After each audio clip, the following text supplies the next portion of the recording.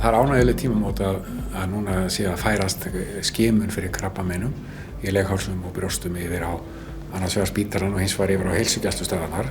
Krabbameinsfélagið hefur sinnt þessu sem öflugu og kröftugu frumkvöðlastarfi og með miklu sóma til fjölda ára og við tökum við þessum verkefni stolt og ánægð. Við höfum verið að undirbúa okkur undanfarna mánuði með samstarfshópum á milli þó nokkuð margra aðila og þetta gengið bara vel, við erum tilbúin í þetta og hefjumst handa við skimanirnar á þessum stöðum um áramótin og þetta breytist þannig að frá því að svona mörg sýni eru tekin í húsi Krabbameinsfélagsins við Skógarhlíð að þá verður þetta tekið á heilsugæslustöðvunum á höfuðborgarsvæðinu eins og gert hefur verið reyndar nokkur árabil á heilsugæslustöðum utan höfuðborgarsvæðisins og við erum að byggja upp aðstöðuna og við erum að vinna að því að þetta verði einstaklingsbundin og þægileg aðstaða fyrir þessar skoðanir á heilsugæslustöðvunum og við erum að samhæfa verklag og vinnulag og reyna að gera þetta sem allra best. Spítalinn tekur yfir skimanir á brjóstum og heilsugæslustöðvarnar á landinu taka sýni til leghálsskimunar.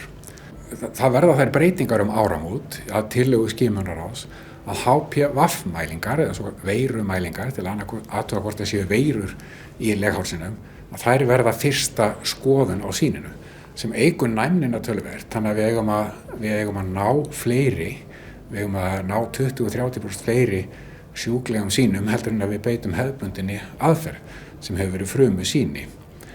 En í völdum tilvikum þá samt frumu sýni líka gert, það getur verið svona cirka 20%. Þannig að þeim fækkar mjög mikið þessum frumusýnum en HPV-mælingunum þeim fjölgar. Með þessu eigum að ná inn fleiri og greina fleiri sem eru með forstigsbreytingar að krabbameinum.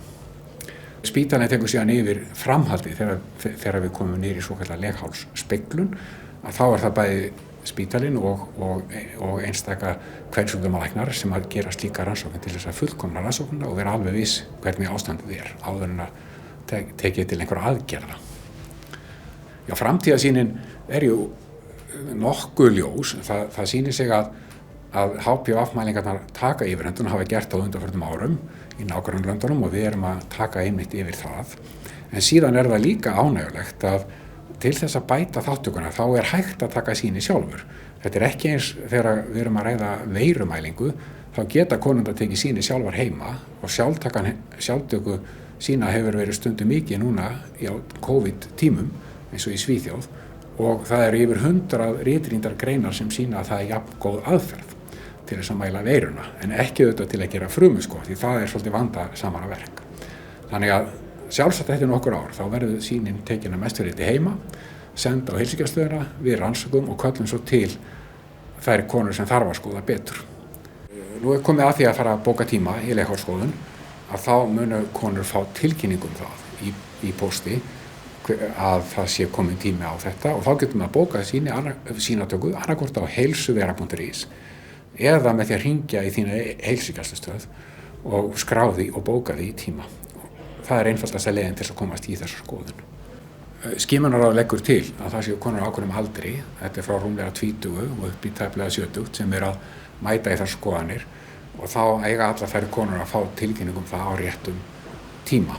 Og þá sem sagt bókunin annaðhvort í gegnum heilsuveru eða með því að hringja á þína heilsugæslustöð til að bóka tíma. Þú átt síðan að geta séð niðurstöðuna úr sýninu á heilsuveru og þú átt líka að geta séð hvenær áætlað að fara næst í sýnatöku þar.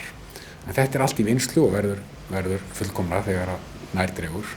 Við erum að auka þátttökuna, við erum fyrir sama kostnað að bæta gæðin, við viljum ná til sem allra flesta þannig að við missum ekki af neinum krabbameinstilvikum og björgum lífi kvenna. Og það talið að með góðri þátttöku þá getum við bjarga 4-5 mannslífum á ári með því að taka þátt í þessu. Og þetta allt ungir einstaklingar sem eiga framtíðina fyrir sig þannig að það mjög mikilvægt fyrir okkur að taka þátt í þessu og sinna þessa kostgæfni og vandvirkni.